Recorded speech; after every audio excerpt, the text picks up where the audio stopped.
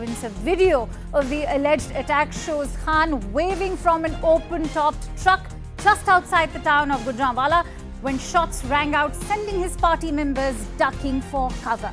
The former Prime Minister has sustained bullet injuries and blamed the establishment for a plot to kill him, including Prime Minister Shehbaz Sharif, the Interior Minister Rana Sanaullah Khan and a top ISI DJ, Major General Faisal Nasir. However, the accusations have been strenuously denied by the government and the army. While the attack was shocking, if not surprising, it has pushed Pakistan to the brink.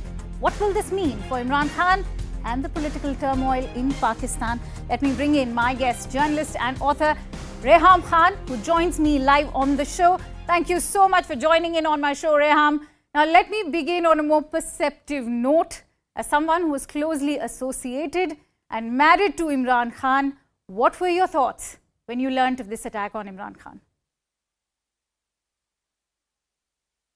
I think it's nothing to do with any sort of personal association with anyone. Any sane human, any Pakistani would be obviously genuinely shocked, and it was very scary and shocking news.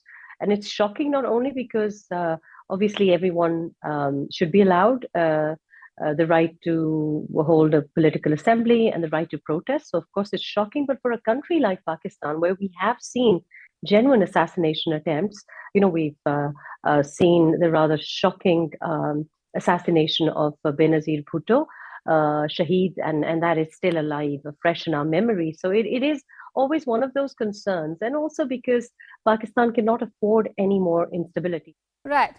Reham, in his first address after the assassination attempt from the Shaukat Khanum hospital, Imran Khan has said that he was already aware of a sinister plot to kill him. He says he had made a video naming 4 individuals who were part of the conspiracy to kill him and that he stashed that video abroad. Imran Khan and the PTI don't think it was just the work of a lone gunman. How do you assess Khan's claims? So while I categorically condemn the firing incident that happened during the rally, I also categorically want to condemn the press conference by the Pakistan Tehreek-e-Insaf chairman and Imran's words naming, the DG counterintelligence as one of the suspects or he's convinced. I mean, with conviction, he laid out these 3 names and to malign, defame a major general who is in charge of counterintelligence, who has been awarded just recently, actually, in the last year, he's been awarded for his brilliant work for counterintelligence. I think it's just appalling and completely, I think it's something which is about to defamation. And I think that the ISPR have now released a statement that they will take it further, and they expect the government to issue a legal notice for defamation. And, this is just irresponsible. It's an incitement of violence. And of course, one must ask that the rally took place in the province of Punjab. The Punjab province is under direct governance of Pakistan Tehreek-e-Insaf. And so really, if he had knowledge, if Pakistan Tehreek-e-Insaf leaders, and particularly Imran, had this knowledge and this conviction that somebody was out to get him, then should they not have had a better security plan and arrangement? That surely the responsibility lies with the Chief Minister of Punjab, the law enforcement agencies of Punjab, and you're putting everyone's lives at risk for your vested interests. If you knew that, then surely you should have taken care of security arrangements and perhaps not ventured out.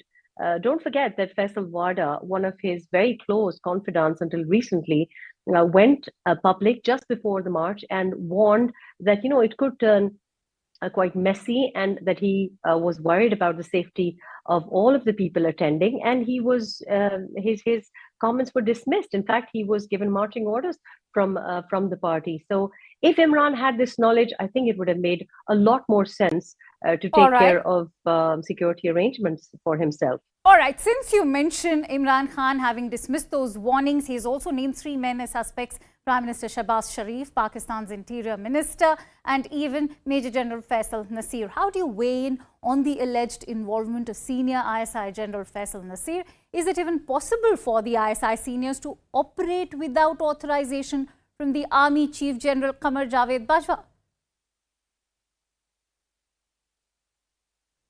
This is a ludicrous, a preposterous suggestion by Imran. And, every week it's one new person on his so-called verbal hit list. He's not spared anyone, whether it's a female session judge or, whether it is anyone who he thinks is not completely besotted by him. Imran will name and shame them. So until recently, it was other members of the armed forces and other members of his political opponents. And now suddenly he has started using derogatory names in his speeches, particularly targeting this army officer. So I think the mention of the Prime Minister Shehbaz Sharif or the Interior Minister, that's also quite ludicrous. But particularly naming the DGC a Major General and suggesting that he would, it's an institution. So the short answer to your question is no, it's not possible for somebody to operate independently. And B, I don't really think that Imran is I think he's a bit of a megalomaniac, to put it lightly. And I think that right now, the armed forces, and particularly those who are in charge of counterintelligence and those who are in charge of the intelligence agencies, are more concerned about stability and economic recovery of Pakistan. So we cannot afford any more instability. So it would be pointless. So one has to see the motive behind, turning this into a face-saving exit, maybe, from a march that was pretty dead to begin with. And also don't forget that the motive behind all of this press conference and even this horrible accident or incident, I think is the fact that it would not help anyone in the armed forces or indeed in the government to be targeting Imran like that. It just, nobody wants to make him a martyr. Nobody wants to revive his march that actually saw very, very few numbers. All right, some very strong statements coming from you.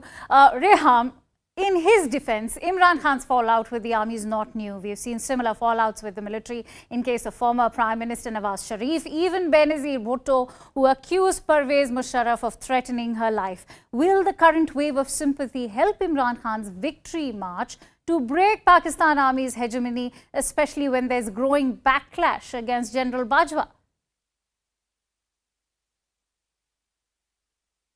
So first, I think there needs to be a reality check. Let's be honest, Imran is no Bhutto. So, there is a huge difference in the sort of followers he has, the sort of resistance they can put up. They're no Gialas. And, he's a burger celebrity. So I think it's just, he's just trying to make the best of a really bad situation. And he's making a mess as we go along. I think that he isn't going to get anything out of it. A sympathy wave is... in my understanding, I think it will actually perhaps discourage more people from following the march, because people have been very inconvenienced, and of course nobody wants this ugliness. And he's gone too far with his press conference today as well. While everyone was pretty upset and was very concerned that that he should be fine and that all his followers and those who were on the container with him should be safe, because nobody wants, as I said, no sane person in Pakistan or anywhere would want anyone hurt or, God forbid, dead. But I think that this is not going to serve any purpose. So this cannot be compared with, I think it would be just unfair to compare him with other leaders. Yes, there has been a resistance and a growing resistance against the army, but don't forget that the times where the army has been targeted or been on, has taken criticism has been because of their political meddling in the democratic affairs. This is completely different. This is the opposite. So when I was criticizing Imran and people like myself were criticizing him that you should not be giving an extension to General Bajwa back when he was in favor with them, that was perfectly fine. The fact that he just wants to win favor back, the fact that he's behaving like a spoiled brat and is just throwing tantrums right, left, and center, that's a completely different thing. So when a politician says that we want civil supremacy and that we want the chief executive or the parliament to be supreme, that's completely different to what Imran wants. Imran just wants, he's just a toddler asking for more candy on Halloween. That's how I see it. All right, if we were to focus on Imran Khan playing the victim, he had previously blamed the United States for toppling his government, an allegation he was unable to prove. And now he has a new set of allegations which involve the ruling government and the deep state of Pakistan. What do you make of his blame game? I think Imran is just desperate. I mean, these are desperate times for him, and one feels honestly pity because he's been a hero for such a long time. It's very difficult to lose the audience, to lose the praise, to lose the benefits of sitting in the prime minister's chair and doing nothing. And I think it's something that it's very difficult for him to accept. Even in his party, I think only those who do not have a promise of a ticket from the PMLN or other members and parties in the Democratic coalition government, if they have no promise of a ticket, those are the people you will see backing up or supporting Imran, but not many. It's interesting you mentioned the PMLN. Reham, PMLN Vice President Maryam Nawaz has accused Imran Khan of blasphemy, an accusation that was also made by the alleged gunman, who is also a follower of TLP, an extremist party known for weaponizing blasphemy. Is religious extremism being used as a script claimed by Imran Khan himself in his latest address from the hospital? And isn't the religion card often used by Pakistan's politicians, including Imran Khan himself? I think that this is a very valid point, and I think that the religion card has been misused in Pakistan. It's a very, very dangerous thing to do, and I think everyone needs to be very careful to involve and to drag religion into this. And like I said, there's no shortage of madmen, and we have to be very, very careful when we are living in a society that's deeply polarized. And I think we cannot afford any more incitement to violence. So it's regrettable when it's used, and as you said yourself, Imran is guilty of it himself. Although I must also clarify that the leader of the TLP have made a statement and have distanced themselves from this incident, and have said that they have nothing to do with this gunman and that this was a sole attack by a sole gunman. But of course, it's irresponsible to drag things like blasphemy or the religion card into a very volatile scenario and a volatile society when it comes to religion. So I think that everyone has to be careful for the sake of our future. And Imran should have known better, but like I said, he's basically used it in the run up to the elections 2018. And the tweet that you're referring to, I must also clarify. I think it was the tweet was in reference to posters used by Pakistan Tehreek-e-Insaf, linking not voting for Imran to basically going against the will of God. And that is just, going, but that's typical of them. And I think that needs to be, there need to be better, stringent rules about what you can put on posters, what you can say in jalsas. And certainly we have to be very, very careful. I can't stress it enough that we have to put an end to this. I'm afraid I'm running short of time, Reham. We'll have to leave it at that. Many thanks to you for joining in on my show. And with that, let's now shift our attention over to another important story coming in from Pakistan and China. The Prime Minister of Pakistan, Shehbaz Sharif, took a two-day trip to Beijing, his first visit since replaced Khan in April this year. Sharif met the Chinese president just as Xi embarks on his third term in office. Xi was quoted by the state media saying that China will continue to support Pakistan as the country tries to stabilize its own financial situation. Now, back in June, Beijing had pledged a $2 billion loan for Pakistan, but no further concrete support plans were revealed during or after this meeting. Likewise, there was no announcement about a decision to roll over the Chinese debt that Pakistan owes to China. Now, and there's another worry: the security of Chinese nationals in Pakistan. During the meeting, President Xi expressed concern for Chinese nationals in Pakistan who have been targeted by separatist insurgents. Xi Jinping conveyed his hope that Pakistan will provide a reliable, safe environment for Chinese institutions and personnel working on cooperation projects there. There have been over 40 attacks on Chinese nationals and interests between 2000 and the year 2020. And just this year, at least 10 Chinese nationals have lost their lives to repeated attacks by different extremist groups in Pakistan. Let's try and get in a sense of perspective in terms of what this meet was all about. I'm joined in by author and senior journalist Gauri Dwivedi, who's joining us live on this broadcast. Many thanks to you, Gauri. Now, let me begin by talking about how Shahbaz is the first foreign leader to visit China since President Xi Jinping won a third term in office at a time his government and the Pakistan army have been busy trying to salvage ties with the United States. What is the geopolitical significance of Pak Prime Minister's visit to Beijing?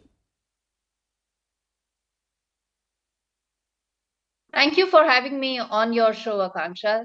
It's a very important visit of Shahbaz Sharif because of, firstly, the optics of being seen as one of the first leaders in the world legitimizing a limitless presidency. It matters to everybody in Pakistan. It matters to a lot of people in China as well.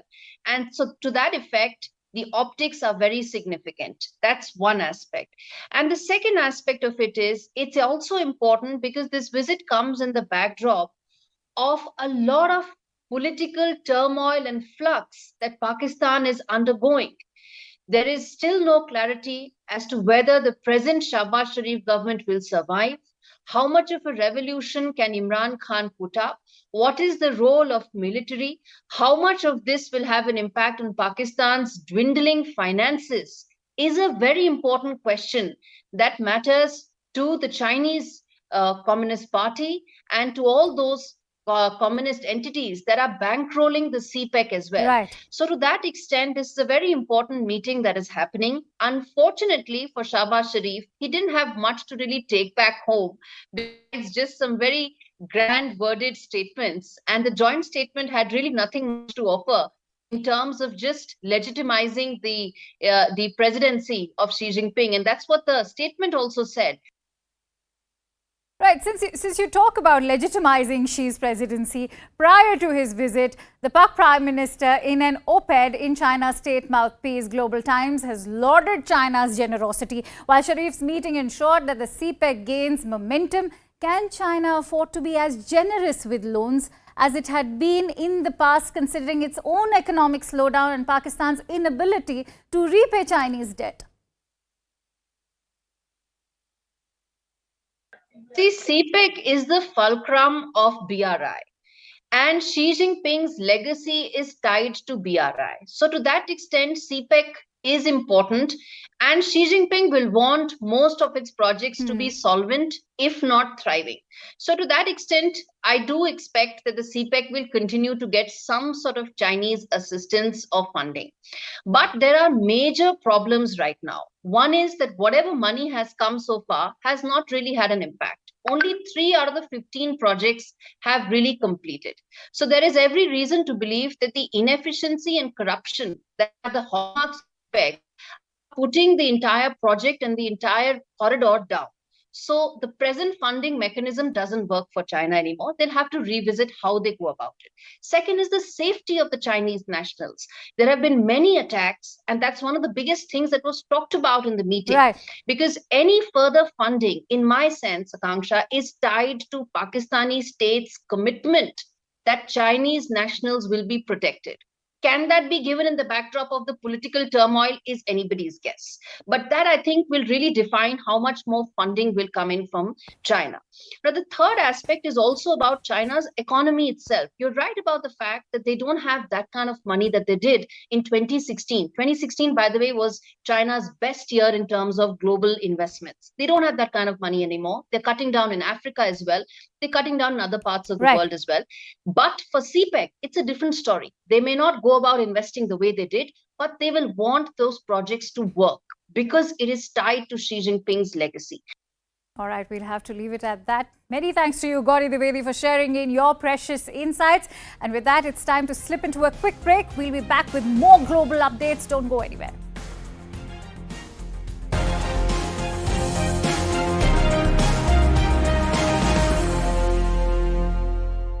Aam Aadmi Party, which championed anti-pollution drives for years, now is in power in Punjab, but we're seeing farm fires only rise. Now the Aam Aadmi Party has resorted to saying that this is a North India problem and we can't tackle this alone. I'm joined by Vimlendu Jha, environmentalist, on the phone line. Mr. Jha, another year, another season of inaction, and it's the Aam Aadmi who faces the brunt of the entire pollution crisis.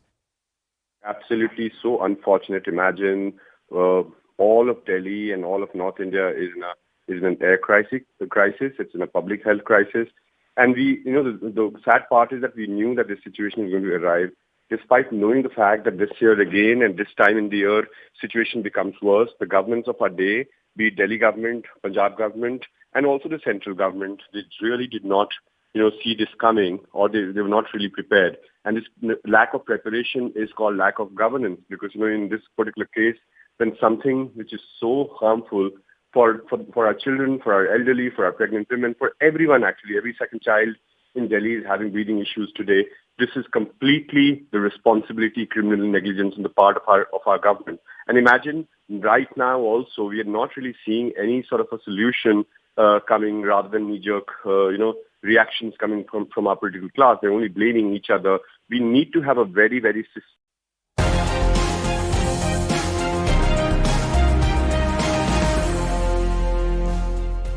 Welcome back. You're watching World 360 with me, Akanksha Swaroop. Let's move on to the escalating tensions over the Korean Peninsula. The United States has now joined South Korea for a show of strength in an attempt to intimidate North Korea over its ballistic missile tests this week.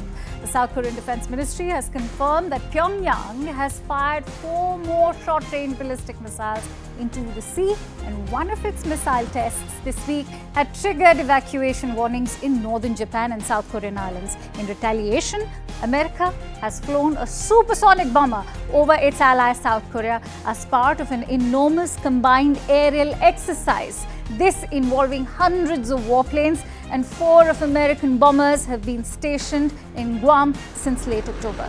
South Korean Defense Minister Lee Jong-sup held a meeting with his American counterpart Lloyd Austin at the Pentagon. They made a joint announcement to extend the Vigilant Storm military exercise indefinitely. And to get in more details, I'm joined in by CNN's Will Ripley, who's joining us live from Seoul. Greetings to you, Will. Now, North and South Korea have both fired missiles landing in waters off each other's coasts for the first time. There's one that landed close to South Korea's water for the first time since the 1945 division. What explains North Korea's intent? Well, North Korea, predictably, whenever the United States and South Korea hold military drills, they use those drills as an excuse, some might say, to then conduct their own provocative tests. It's something that we've seen time and time again. And this cycle that was last intense some 5 years ago, back in 2017, is now getting close, but still not quite at the level of tensions that we saw back then in what I like to call the fire and fury days with the former U.S. President Donald Trump. But this year, had the former President Trump been in office, one might wonder what would have been happening given the unprecedented barrage of missile tests under Kim Jong-un and a relatively unresponsive and a disengaged U.S. President Joe Biden, whose eyes are focused elsewhere on Russia and Ukraine primarily, along with domestic issues in the United States. So Kim Jong-un, with the, backing of his buddies, his authoritarian benefactor, China, and to a lesser extent, Russia, he is just launching at an unprecedented pace that we've never seen. 29 missile launch events. Some of those events had multiple launches. Back in June, they launched 8 missiles in one day. Today, 23 missiles at least in a single day. We've never seen North Korea do that before. And they also fired an artillery barrage into the waters off the Korean Peninsula. They were launching missiles from their east coast, from their west coast. And some of the missiles have this irregular trajectory. They're the kind that could possibly turn in mid-flight, making them very difficult, if not impossible, to shoot down as they travel at multiple times the speed of sound. You mentioned it is the first time that North Korea, since the division of the Korean Peninsula, has had a missile land south of their de facto maritime border known as the Northern Limit Line. And the South Korea, with their response, these precision bombing strikes, they fired 3 air-to-surface missiles to the north of that de facto maritime border. So South Korea, they say they're doing this because North Korea continues to provoke, and they say that North Korea is fully responsible for these tensions. North Korea says because of those military drills that the U.S. and South Korea call Vigilant Storm, involving 240 aircraft and thousands of U.S. and South Korean service members, they say it's the United States that's provoking them, that's threatening them, because North Korea calls it a rehearsal for an invasion. And they say that the U.S. could pay a terrible price, and South Korea as well, for attacking the North, and they're promising even more powerful follow-up measures if these military drills continue. So, Akanksha, it could be a very tense period of days on the Korean Peninsula. All right. Many thanks to you, Will Ripley, for bringing in all those details. And with that, let's now quickly shift our attention over to the U.S. midterm. As midterm election in the United States inches closer, the political campaigns are heading into the final stretch. 3 presidents, one sitting and 2 former, have descended on Pennsylvania for a last lap of midterm push that underscores the high stakes of House and Senate races. Former President Obama is helping Joe Biden through his acid test, while Donald Trump is eyeing for his boost to his 2024 comeback bid. And CNN's Karen Kaifa joining us live from Washington, D.C. with more details. Karen, with the decline in his approval ratings in the past 1 year, will the midterms be a referendum on Joe Biden's 2 years of presidency?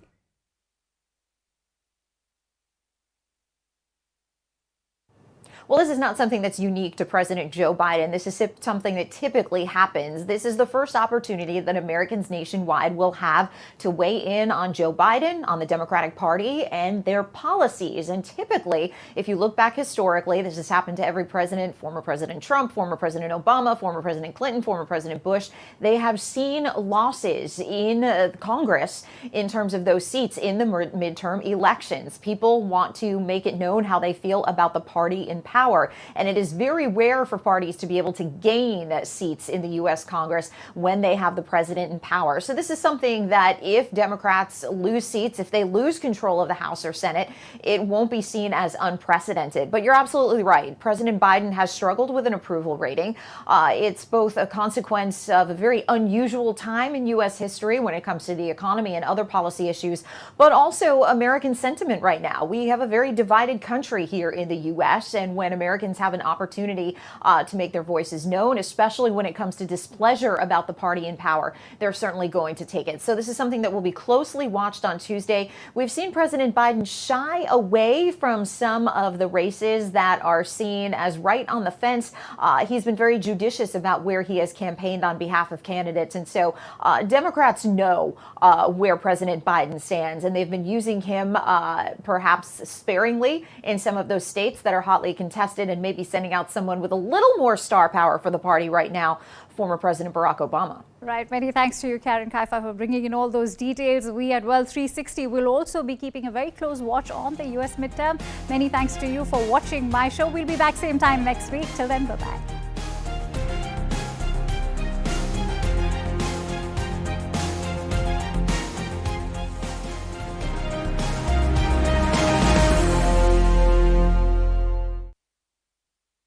गाड़ियों से, buses से या अपनी vehicle से बच्चे school जाते हैं, वो नहीं जाएंगे तो प्रदूषण कम होगा। आम जनता से यही कहूँगा, मेट्रो का इस्तेमाल करो, थोड़ी बहुत दूरी पे जाना हो तो पैदल चलो, पब्लिक ट्रांसपोर्ट का इस्तेमाल करें और हम कार्स को पूल करें, वही बेहतर रहेगा। इस बार जो प्रदूषण बढ़ा है वो पंजाब में पराली जलाने की वजह से बढ़ा है, जहाँ आप पार्टी की सरकार है, और जबकि हमारे प्रधानमंत्री आदरणीय मोदी जी एनवायरनमेंट के बारे में बहुत ज़्यादा वो हैं। पॉल्यूशन कंट्रोल के लिए हम मैकेनिकल स्वीपिंग कराएंगे, जगह जगह छिड़काव करेंगे। And we are throwing open the phone lines to you, our viewers. Is the Aam Aadmi at the mercy of politicians? That is the question we are posing. You can call us at 01204341895. The number is flashing on your screen and on the ticker at the bottom. Please call in and share your views when it comes to the entire pollution crisis in the National Capital Region. Now, as we are seeing, the quality of air continues to deteriorate, and when it comes to the entire crisis in the national capital region. It's the children and the elderly who are at the receiving end, who are suffering the most when it comes to the poor quality of air. So in that entire situation, who do we turn to? Because what we are seeing is that the political class is only indulging in a blame game. The Aam Aadmi Party, which championed anti-pollution drives for years, now is in power in Punjab, but we're seeing farm fires only rise. Now the Aam Aadmi Party has resorted to saying that this is a North India problem and we can't tackle this alone. I'm joined by Vimlendu Jha, environmentalist, on the phone line. Mr. Jha, another year, another season of inaction, and it's the Aam Aadmi who faces the brunt of the entire pollution crisis. Absolutely so unfortunate. Imagine all of Delhi and all of North India is in an air crisis. It's in a public health crisis. And the sad part is that we knew that this situation was going to arrive, despite knowing the fact that this year again and this time in the year,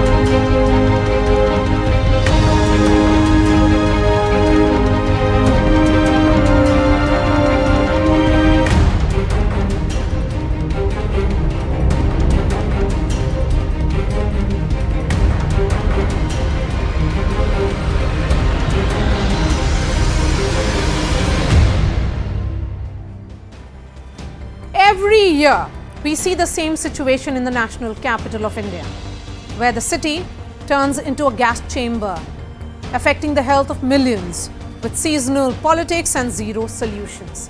Every morning since Diwali, the city has choked up to a thick, has in fact woken up to a thick blanket of hazardous smog. And Delhi hospitals are also witnessing a surge in the number of patients coming to OPDs with health issues. Patients are once again flooding hospitals, complaining of breathlessness, chest pain and nasal congestion, the worst affected being children and the elderly. If we just look at the year 2019, air pollution has been responsible for over 16 lakh deaths in India.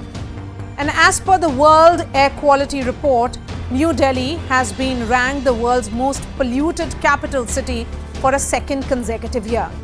So what sets other capitals apart from Delhi?